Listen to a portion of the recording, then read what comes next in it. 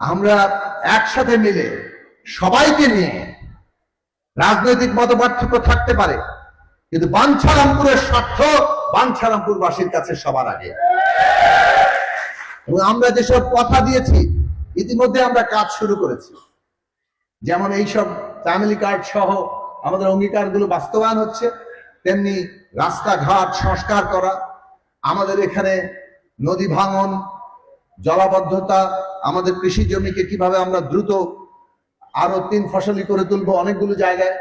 আমাদের এখানে বহু জায়গায়, বিশেষত আমাদের নারী ভোটারদের বড় অভিযোগ ছিল গ্যাসের সমস্যা, রান্নার চুলায় গ্যাস নাই, এবং আমাদের এখানে অনেক জায়গায় স্কুল নেই, খেলার মাঠ নেই। এই সমস্ত আশু যে দাবিগুলো ছিল আমরা দ্রুত সেগুলো বাস্তবায়নের জন্য কাজ করছি, এবং খাল খনন ইতিমধ্যে চলে এসছে, নদী খনন সহ এইসব কাজ সরকার সারা দেশময় যেমন উদ্যোগ নিচ্ছে, বাঞ্ছারামপুরে সেটা হবে।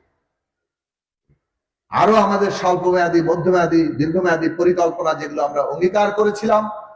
সেই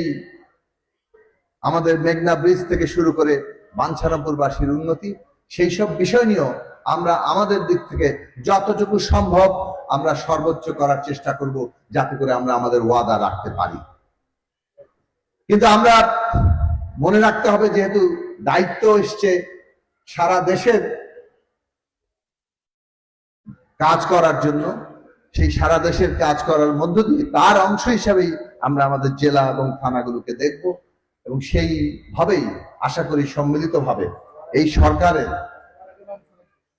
সরকারের যে স্লোগান, সবার আগে বাংলাদেশ,